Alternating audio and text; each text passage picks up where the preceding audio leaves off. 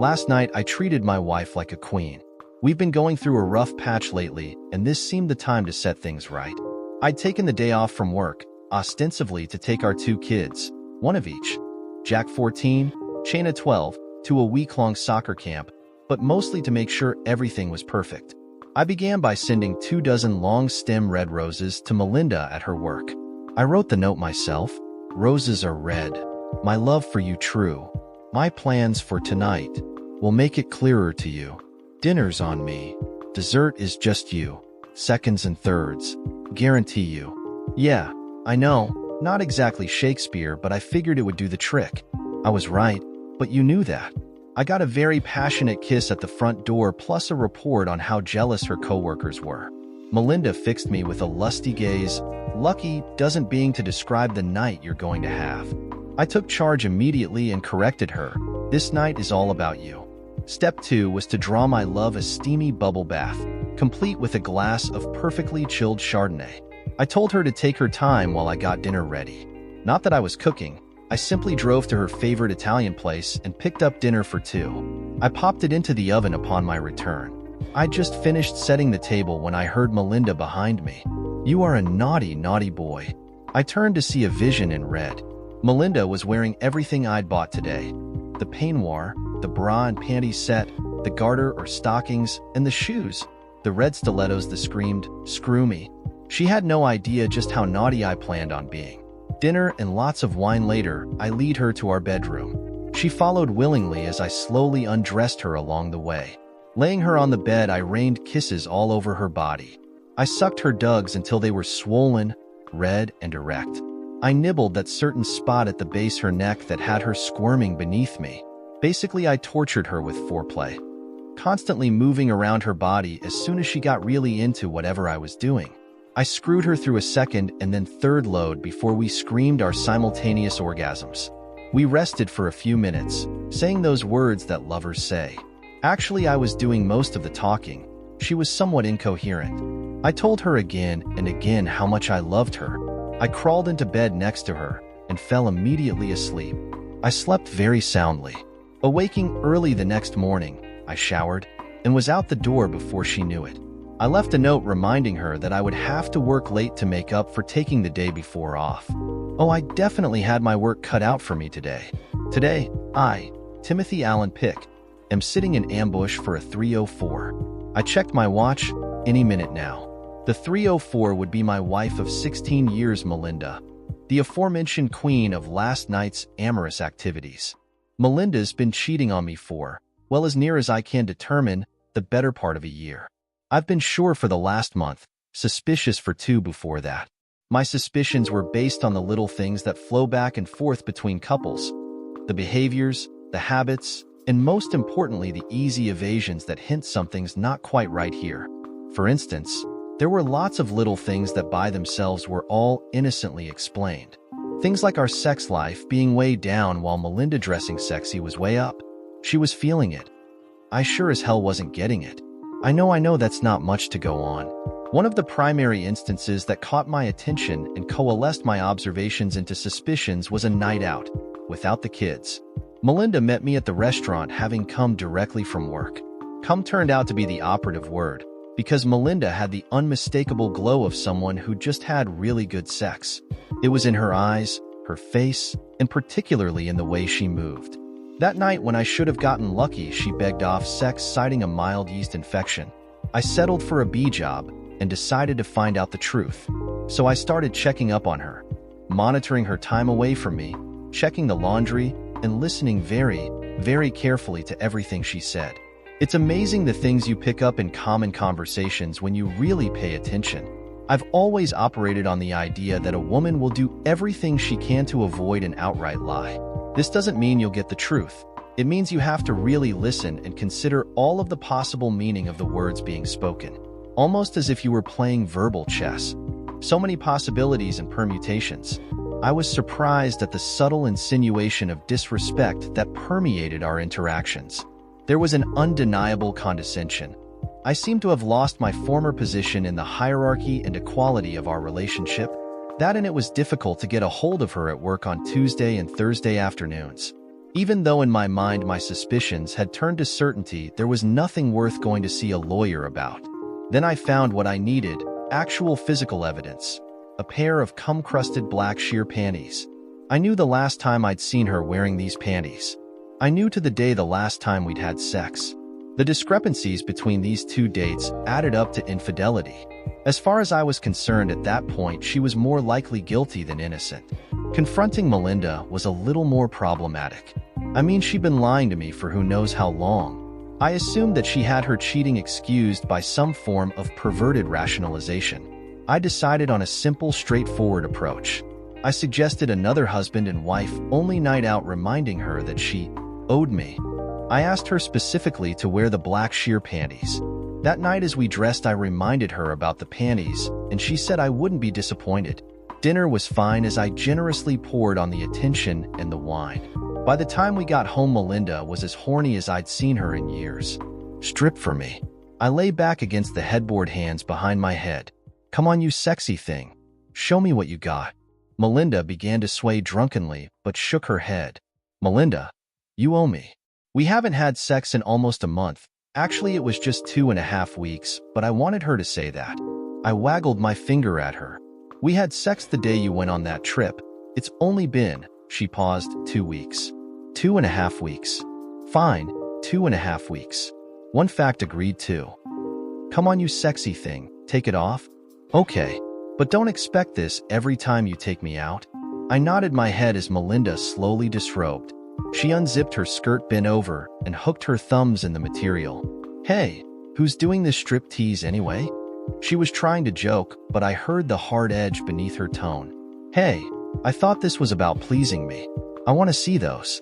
What's the big deal with those, Tim? Common. I'm horny. You're horny. I gave you those as an anniversary gift last year, remember? They symbolize our marriage, our intimate bond. Come on, humor me. Drop the skirt and let me see those panties. I couldn't find them, Tim, all right? She was furious with me. They're probably in the wash. You always wash your lingerie together. You have the bra. Where are the panties? I was not about to let this go. I told you I couldn't find them. She was getting pissed and I just got calmer and calmer. Hey, don't get mad at me. I'm just the guy who gave them to you and asked you to wear them for him. I shrugged in innocence. All you had to do is say something earlier. I wouldn't have insisted if you had told me the truth.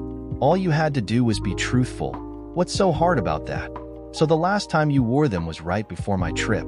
I remember because you looked so sexy in them when we were getting ready for bed. You took them off. Hey, maybe they got kicked under the bed? Look, Tim, can we just forget about the damn panties right now? The horniness was draining from her face. I could see a glimmer of doubt in her eyes. Can't you just make love to me? Sure, no problem. Melinda sighed in relief. I wasn't done with her yet. I think I remember where I bought those. Man, they really meant a lot to me. Yes, Tim. Her voice was edged with wariness. I can see that. She stepped back from the bed, her desire clearly ebbing. The last time I saw you with them on was right here in this room? I rolled off the bed and knelt beside it, lifting the sham. You took them off before we had sex, right? I think you were standing right about here, remember? I remember, Tim. I was standing here. I took them off and we had sex. But now, I'm standing here. I'm not wearing them and I seem to be developing a headache.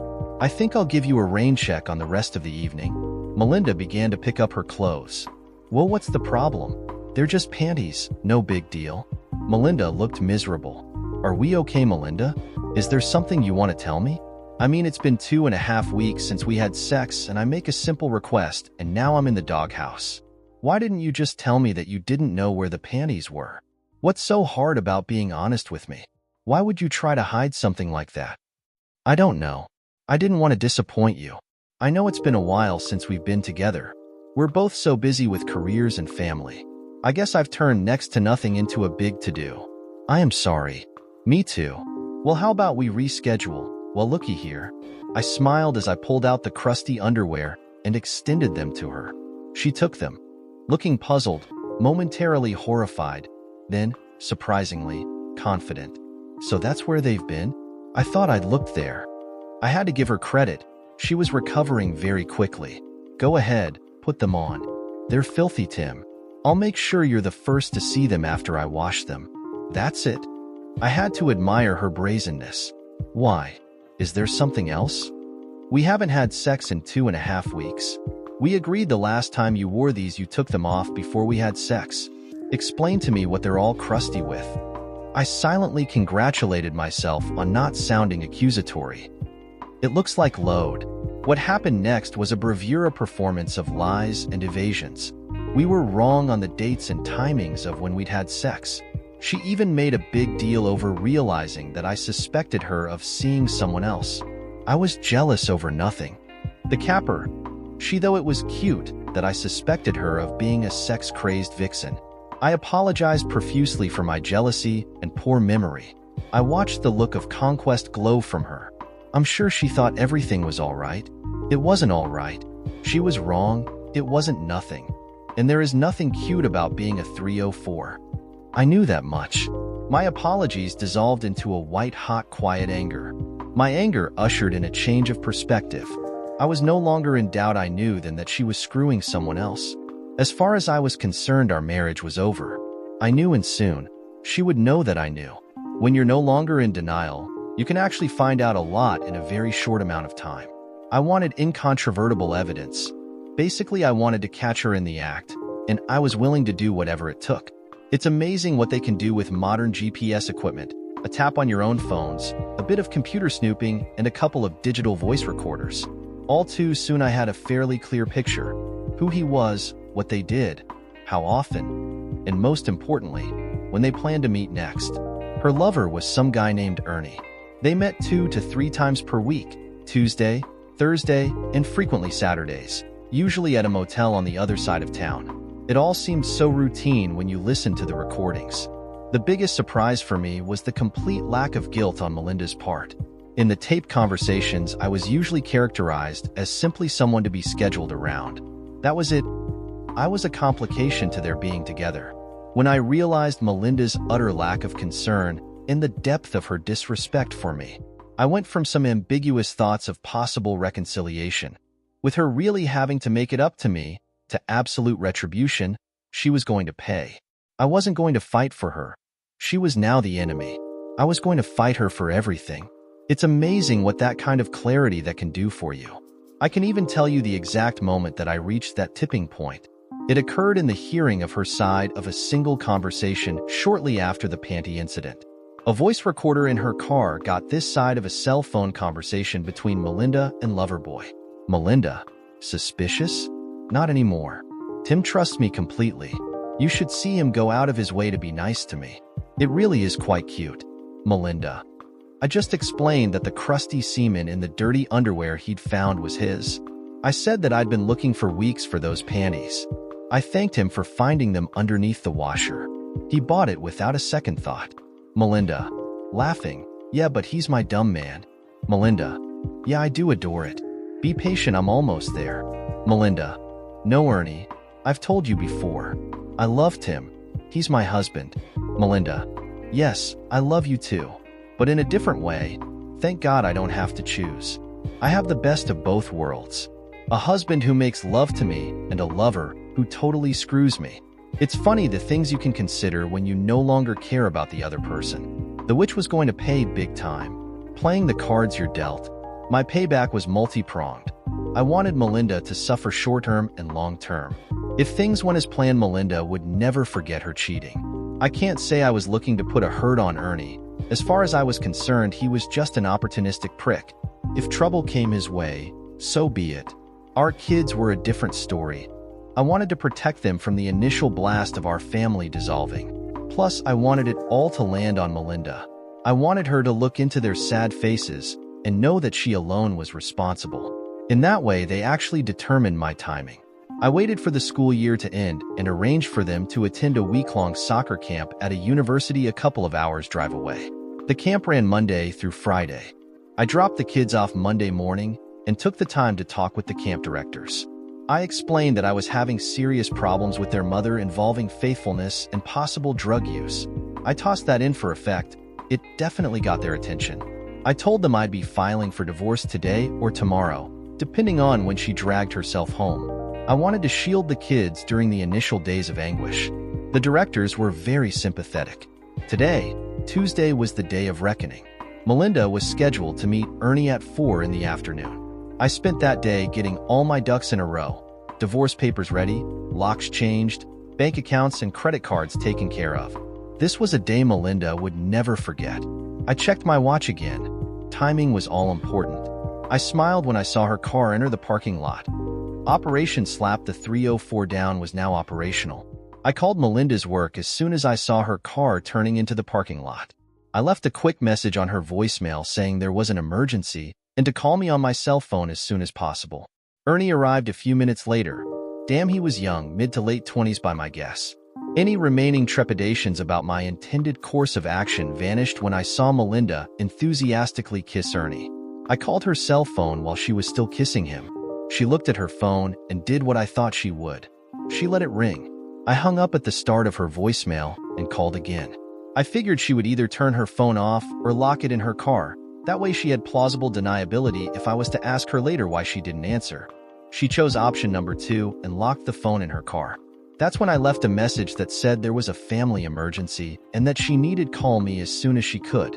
I watched them enter the room and began to call and hang up every couple of minutes. I planned on leaving dozens of missed call flags on her phone. I waited about 20 minutes, figuring they were at the very least naked if not having sex, then drove to a spot next to Melinda's car. I opened my trunk, best to look natural in case anyone was looking my direction. All they would see is some guy with the trunk of his car open. Did you know you can unscrew the inner part of a tire valve stem and the air rushes out in no time at all?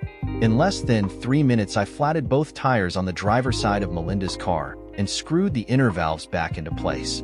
I took half a dozen roofing nails that I had shortened to about 1/4 in length and pushed them into the thick portion of the tire tread. It looked as if she'd have run over a bunch of nails. Tough luck.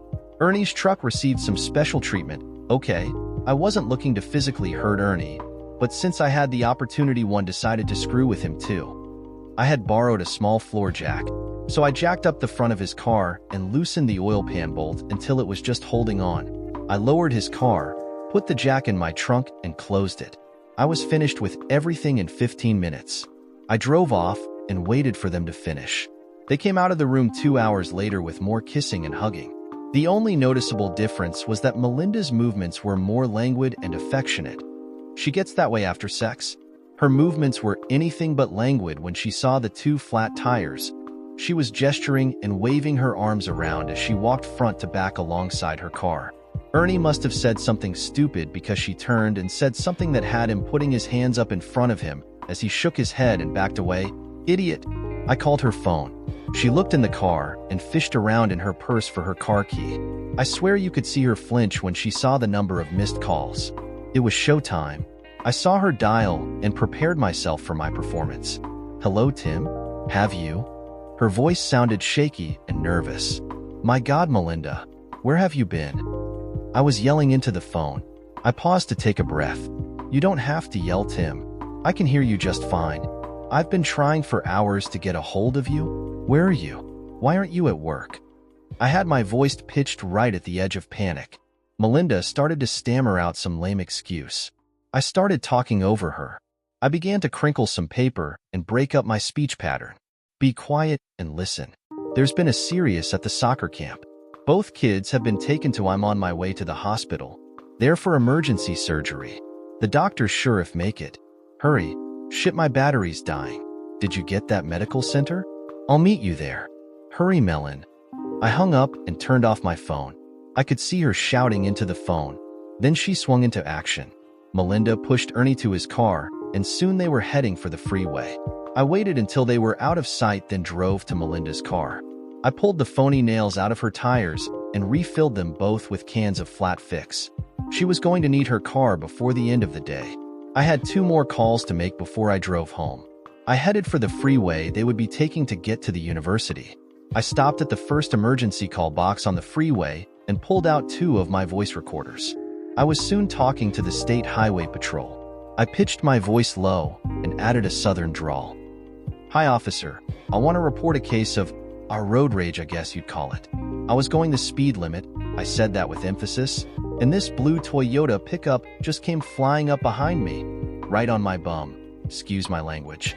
I suppose I should have pulled over, but, well, anyway, this crazy guy starts leaning on his horn. Then he swings out around me. I'm surprised he didn't hit anyone, and swerves up right next to me. Almost hit me, bad as that was. I mean, I have my wife and kids with me. Then he sped up and cut right in front of me. I got a partial plate, just the last 3 numbers, 392. My name is... I pressed a recorder. An angry female voice blared out of the speaker. Tell them about the gun, Harold. I saw a gun. That crazy a-hole flashed a gun at you. I turned away from the phone. Honey, I didn't see it. Look, I'm just telling them my name. I pressed the second recorder. So those crazy people can track us down and kill us? Hang up, Harold. Hang up right now. Like this, Harold. I disconnected the call. I'd recorded those phrases with a woman at work who had a booming southern drawl. I told her it was for a practical joke on my shiftless brother-in-law. She'd given me half a dozen takes without batting an eye. I got back in my car and headed home. On the way, I called the soccer camp people, and in a world-weary voice, I informed them that telling my wife I was divorcing her had not gone well. I told them that she had gone ballistic and threatened my life. I warned them that she and her lover might be on the way there to try and take the children. I told them I was just calling to be certain that they wouldn't release the children to them, as my wife's lover was a known drug user, and it wasn't a safe situation for the kids. The camp operators were very understanding. I asked them not to say anything to the kids unless it was absolutely necessary. An hour or so later, I was sitting at home eating pizza and drinking beer. I figured I had at least 1 more hour before Mayan might show up. That would be the case if she was able to contact the soccer camp and determine that the kids were fine.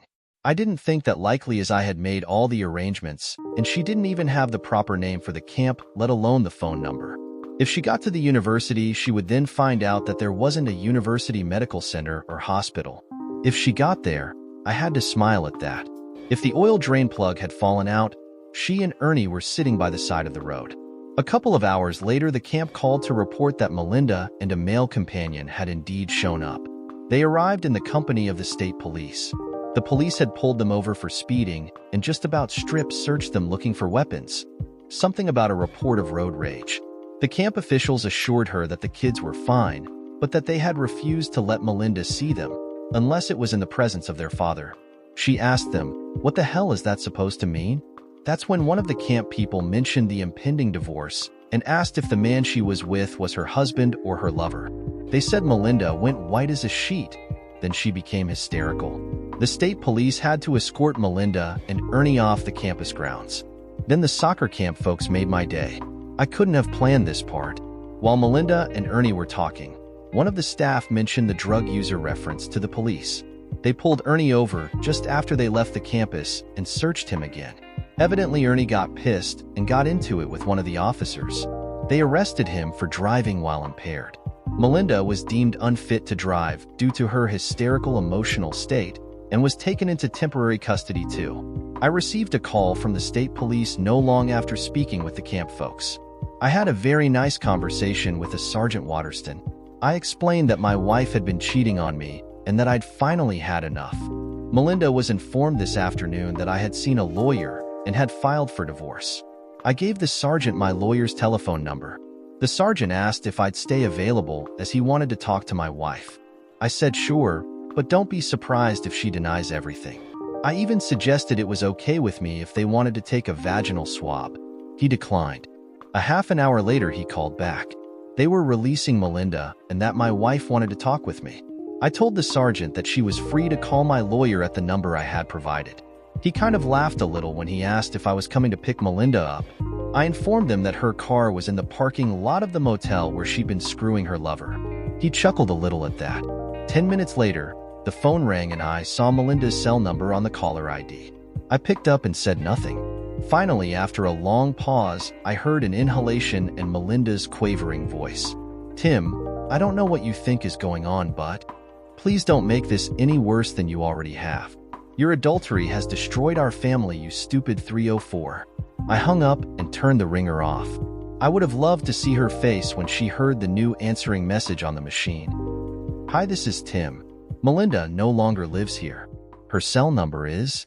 It was 2 in the morning when I heard someone, guess who, pounding on the front door. I walked to the door and shouted through it. Your things are in the driveway.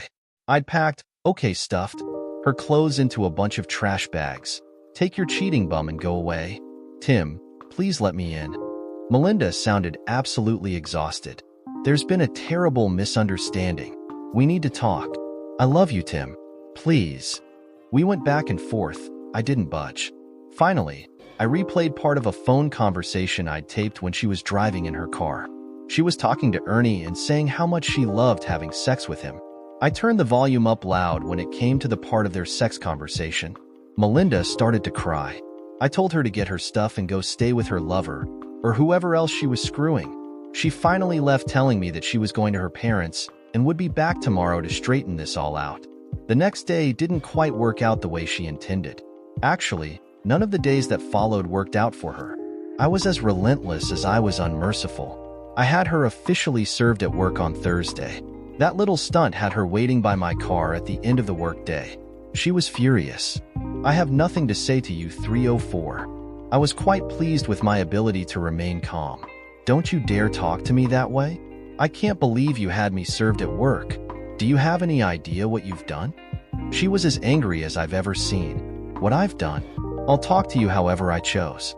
Would you prefer, stupid 304? Tim, I admit that I may have made a mistake. We can work through this.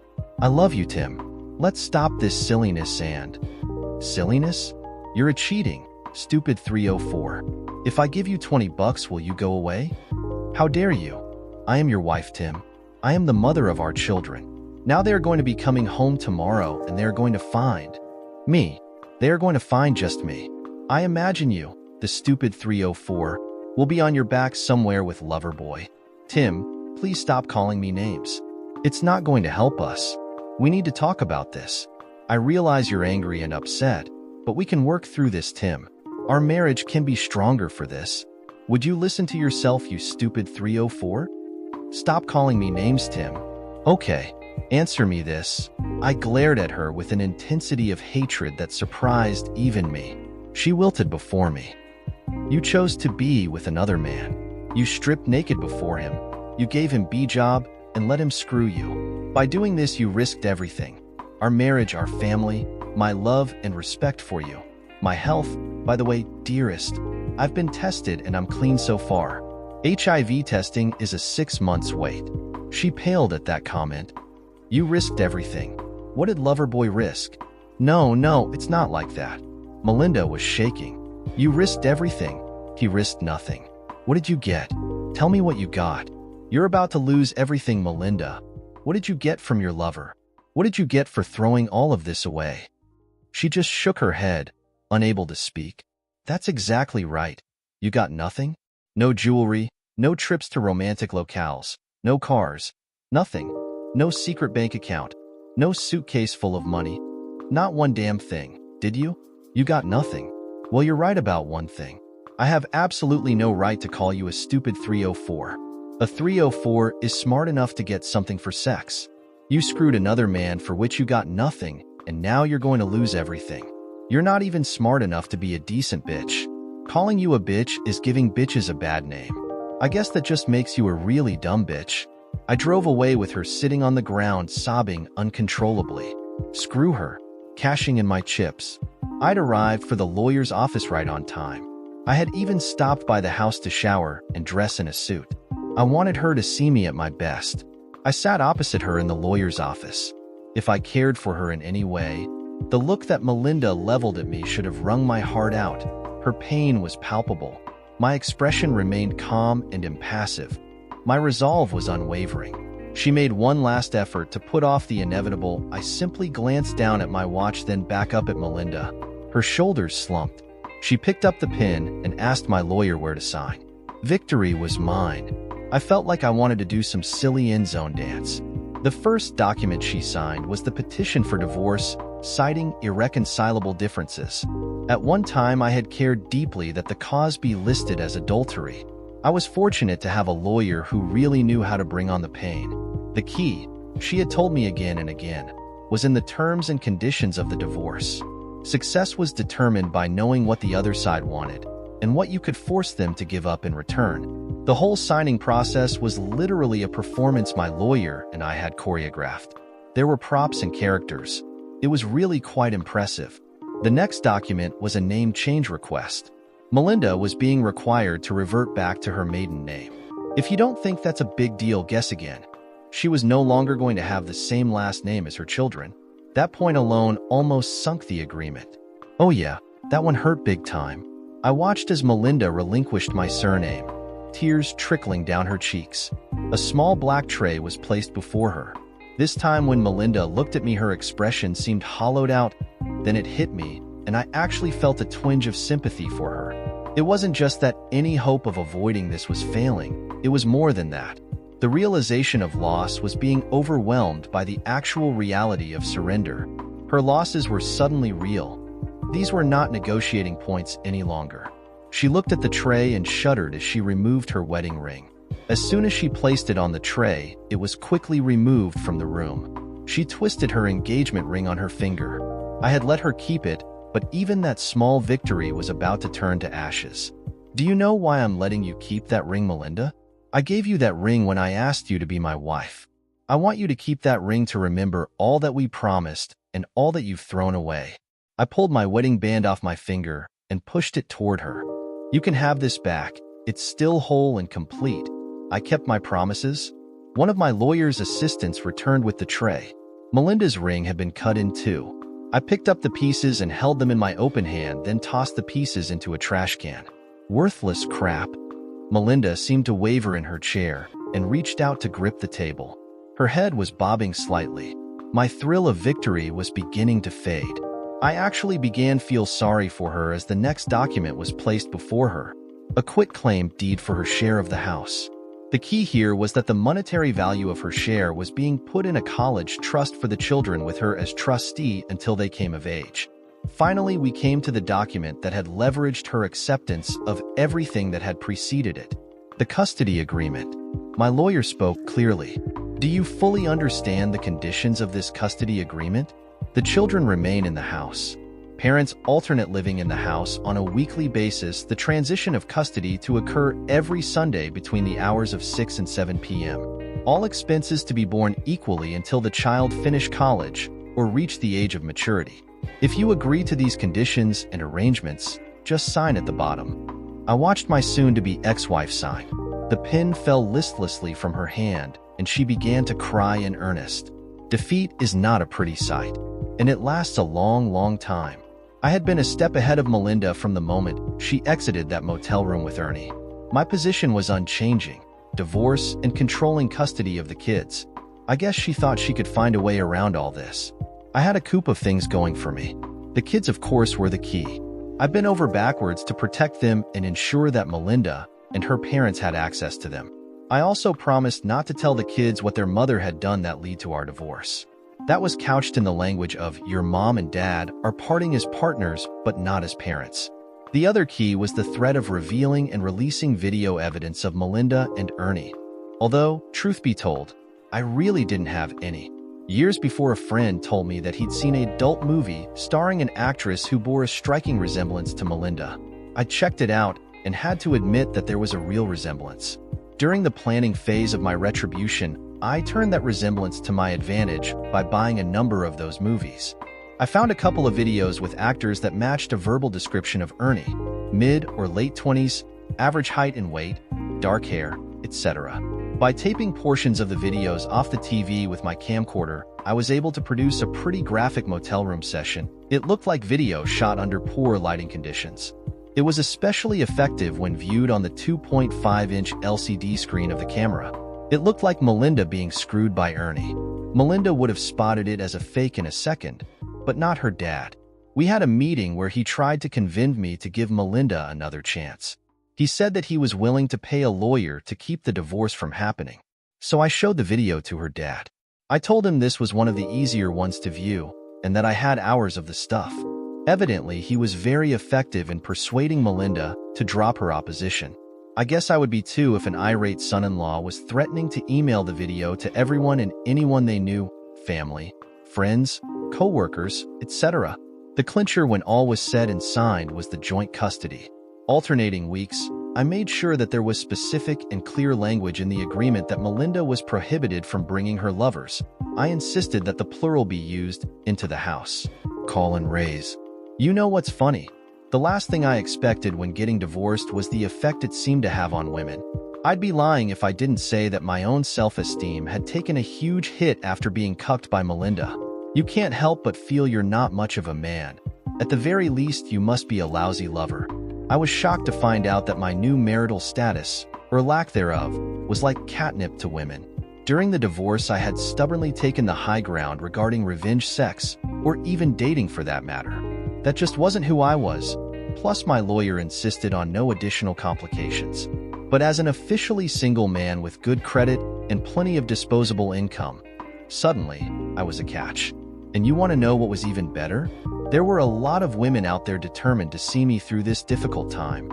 I was pleasantly surprised at the number of women willing to help me get me back in the saddle, so to speak. They were so persistent that I began to look forward to my time living at home with the kids. I needed the rest. I had offers from women at work, from acquaintances, including some who were good friends with Melinda, and even from fellow residents of my new apartment building where I stayed during my off week. This is how the first time happened while I was still moving into my new place. I'd ordered pizza, so the soft knock indicating its arrival wasn't unexpected. The delivery person sure was. I recognized her as someone I'd seen in the building. I didn't know her name.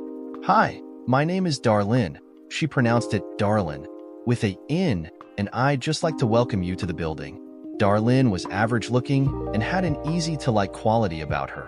I invited her in, and we shared the pizza and a couple of beers. Darlene was divorced. He tried to screw everything female over 18 and some under, I suspect, personable, plumpish, and refreshingly straightforward. "Tim, I like you. You seem like a real nice guy. So anytime you need the company of a woman, you just call old Darlene." I nodded unknowingly. I almost started to say that I could handle the cooking and cleaning just fine. As a freshly single guy, I was really clueless. I love B-job, both the giving and the getting. Screwing only happens after a date.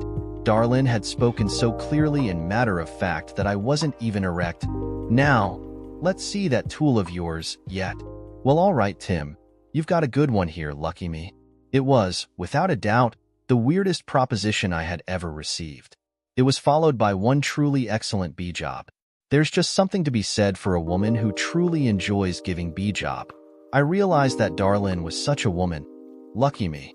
It wasn't just her enthusiasm, it was her technique too. I can't begin to describe what she was doing, mostly because my head was tilted back in unrestrained ecstasy. The next night the B-job was repeated, followed by my going down on her. By the end of night we were having sex. I'd managed to convince her that the pizza dinner we'd shared the night before counted as being a date. We started having sex frequently. Not that we were exclusive, far from it. A couple of weeks after we'd taken up, Darlene had to go out of town on business during one of my off weeks. So she sent a friend over. Rhonda wasn't into B-job near as much as Darlene, but, oh God, could that woman screw. I have to admit that I was a bit of a 304 at first. I betted. Well, it's probably more accurate to state that I screwed and was screwed by 17 different women during the first year of my divorce. The sex was great, if a little empty. I freely admit that I missed the intimacy that Melinda and I had once had. On the other hand, that missing only fueled my continuing anger toward her. I made no effort to hide my amorous activities from her. I enjoyed seeing that hurt in her eyes every Sunday evening. Slowly things settled into a routine. Even the kids seemed to be doing okay. Holidays were painful, especially the first time through, but we managed. Months became years, and we all got older, if not wiser. It was 4 years post-divorce that the unexpected happened. I fell in love. Laying down your cards. The kids were involved in a youth group at church. The group went on all kinds of outings, including a couple of snow weekends each winter. I was asked to chaperone on occasion and was more than happy to help out. It was during a ski trip that Jillian, one of the other chaperones, she was the sister of one of the youth ministers, broke her arm. After first aid was rendered by the ski patrol, I was asked to run her down the hill to get it x-rayed and put in a cast. The hospital, once we got there, was swamped due to a traffic accident, and we ended up going across the street to eat and kill a couple of hours. Jillian was cute, rather than beautiful, and all of 25. As we talked and ate, I became aware that we had real chemistry between us. I found myself deeply attracted to Jillian. She did nothing to dissuade me. It took me a month to summon the courage to ask her out on an official date. After all, I was 21 years her senior. She accepted. She told me her dad was 12 years older than her mom and they were still together, and we began to date. I slowly let go of my harem over the next few weeks as Jillian and I got serious. Everything was happening fairly fast. Jillian and I were a couple of months into our relationship. Yep, that's what it was. When Melinda asked if I was in love with Jillian, I was all prepared to deny it. When I realized I couldn't lie about something like that, I answered with a quiet yes. Melinda just nodded and then hugged me. You deserve to be happy. I was stunned. 1. That I realized that I really did love Jillian. 2. That Melinda sensed and accepted it. And 3. When I told this to Jillian, she simply smiled and said it had taken me long enough. For the first time in years, I realized that I was truly happy. I was actually content within myself. That was when I understood that there was something very important that I needed to do. I had accepted Melinda's apology for her unfaithfulness years ago, but at the time I refused to forgive her. It was time for me to formally forgive Melinda. During the drive over, I recalled Melinda's effort at apology and explanation. The first time hardly counted. It was just before we signed divorce and custody agreements. Melinda had asked for a half-hour meeting. Just the two of us, before signing. I knew what she was going to try and talk me out of divorce. I went prepared. On the way to the meeting, I played recordings of Melinda and Ernie's sex. I spent the entire half hour looking at her like she was less than dog shit. When the half hour was up, I looked at my watch and picked up a pen. She knew she had failed. Her second attempt was just after our first round through the holidays, the first time we celebrated as a split-apart family. Due to a quirk in the calendar, I ended up with the kids for Thanksgiving and Christmas. It was a miserable time, and early in January, Melinda asked to speak with me. That's when I found out she knew I was dating, or as she termed it, your open door, open fly bimbo policy. It went downhill from there. Look, Tim, I know I messed up. I've caused a lot of pain in our family, Tim. The holidays were horrible for me, for you, and for the kids. We've all suffered. I know that you've been with a number of different women, and it's just tearing me apart. We are meant to be together, Tim. All of us. I've scheduled an appointment for us with a couples counselor. It's time we got back together. I've learned my lesson. I was aghast. I was so surprised, so stunned at what Melinda had just said that I couldn't respond at first. Then the anger began to flow, and my mind crystallized into cold focus. Learned your lesson? Yes, Tim. I will never lie to you again. I will be completely honest. Melinda looked at me with an expression of complete earnestness. I guess that she believed her own bullshit. I see. What about your lovers? Does that mean you're planning on giving them up? Singular, not plural. I haven't talked to or seen Ernie since that horrible day. Unlike you, I haven't dated anyone. Oh, I see. I looked at her and nodded my head slowly. So then it's just straight to the sack, or does a backseat or park bench work just as well? How dare you? I have not been with any other man, period. Unlike you and your kitty on parade lifestyle. I could see that she was getting pretty wound up. I just let her go. Do you have any idea how painful it is to know that you leave the kids and spend your week anything that's willing? 1, we're not married, Melinda. 2, I'm a single guy now. And 3, like that means anything. You and I belong together. It doesn't matter that you're single. It's still cheating on me. You should stop playing around and give us a chance to get back together. I'd had enough. Look, Melinda, if you're horny, come on by some night and we can party. I always had a fantasy of you, me and another woman. I'm game. That was pretty much the end of that conversation.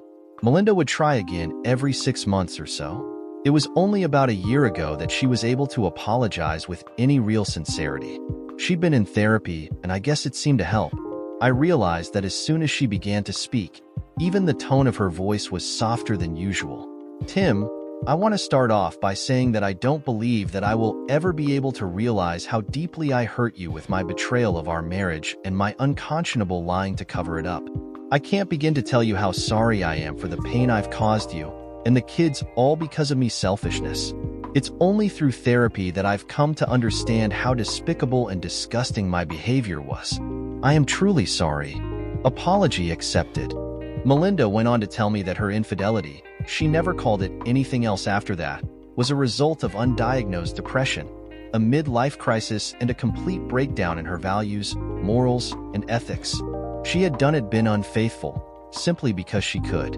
When all was stripped away, that's what she was left with. Ernie was not some amazing lover, just different. The cheating made it seem better. There was nothing romantic or seductive about the way she met Ernie. It was work-related. She met him while I was away on business, and they had danced and flirted on a Friday night after work. Ernie had kept in touch with Melinda after I'd returned. That was when the deceptions began. That's when Melinda realized how thrilling it was to sneak around behind me. It became a game between her and Ernie. The next time I left town for a couple of days, he had talked her into taking a half-day off. He took her to a restaurant in the lobby of a downtown hotel. They had flirted outrageously during the meal and drunk a fair amount of wine. He asked her if she was interested in dessert and offered a suggestion, the specialty of the house. He slid a room key across the table. Melinda said she was flattered and declined Ernie's offer. He talked her into at least checking out the view. Once in the room, she realized that it had no view. Ernie said the prettiest view in the world was standing right in front of him. Melinda said that she just stood there looking at him, aroused out of her mind. Ernie pushed her up against the wall, and he screwed her savagely against the wall. He undressed and sat on the bed. He looked at her and said, "Come get me hard if you want to screw some more." They screwed for the rest of the afternoon. When I returned, she took care of her guilt by paying extra attention to me. Only she was already waiting for the next time I'd be out of town. Eventually, she became so comfortable with cheating on me, she didn't wait for me to be out of town. That went on until I caught her. When she was done, I repeated that I accepted her apology and left it at that. I purposefully did not say that I forgave her. That's why I needed to do that before getting serious with Jillian. I needed to forgive Melinda so I could move forward. You should have seen the tears that Sunday night, Melinda, me, the kids. We were all bawling our eyes out. Some tears were tears of sorrow and regret. Most were happy tears. I told Melinda that despite it all, there was a part of me that would always love her. She said that she had never stopped loving me. I nodded in understanding. A father's need. Nothing is forever. That's always a tough one to learn. I loved Jillian and she loved me. We were happy in our relationship, but both of us acknowledged that marriage was not in our future. For one thing, Jillian wanted kids, and I'd had a vasectomy just after Chana was born and was unwilling to consider reversal. Needless to say, our time together had an expiration date. It's just that neither of us knew what it was. We found out all too soon. During one of my off weeks, on a Saturday afternoon to be specific, Jillian was lying on top of me after a particularly vigorous session of lovemaking when her mom called. Jillian's dad was in the hospital, felled by a stroke. His outlook wasn't promising. We had Jillian packed and at the airport as soon as we could. We hugged and kissed, and in that moment realized that we were probably saying goodbye, permanently. Jillian started crying. I just tried to hug her closer to me. When they called her plane, we separated for the final time. Her parting words were, "I'll never forget you or ever stop loving you." I maintained my composure until I got in my car, then I cried. I was alone and it hurt terribly. I sat there and realized that my anger towards Melinda at the time of our divorce had masked a lot of pain. Pain I had never really dealt with. Then my single and available status had distracted me from any serious introspection. My time with Jillian had changed all of that. It cured me of my anger toward Melinda and reopened my heart to love. Since it was now Sunday morning, I drove to the house. Melinda and the kids realized something was wrong immediately. When I told them what had transpired, they were very sympathetic. Melinda just took over. She made me breakfast, then lunch, and finally dinner. The two of us ended up talking until 1 in the morning, and then she went home. I didn't sleep well that night at all. During the week, I talked to Jillian a couple of times. Our conversations only finalized what we had both sensed at the airport. Jillian's dad was going to take a long time in recovery, and Jillian was going to stay and help her mom. I was really depressed. The kids were aware of what was going on and were incredibly supportive. Nevertheless, that Friday I found myself very much alone. The kids were out with friends, and I had long since thrown out my little black book. Jillian had cured me of my kitty prowling ways, and I had no desire to return to them. I was contemplating dinner when the doorbell rang. Melinda stood there with a pizza, a six-pack, and a comforting smile. I returned the smile, took the six-pack out of her hand, and followed the aroma of the pizza as she walked past me into the house. We had a delightful evening, chatting into the wee hours again. I was truly sorry to see her go home. Surprisingly, I slept fairly well that night. We've chosen different paths since then, never revisiting what once was. While I've forgiven Melinda, the memories remain etched in my mind, a reminder of lessons learned and scars healed. Dear listeners, please share your thoughts in the comments section below, and don't forget to like, share, and subscribe.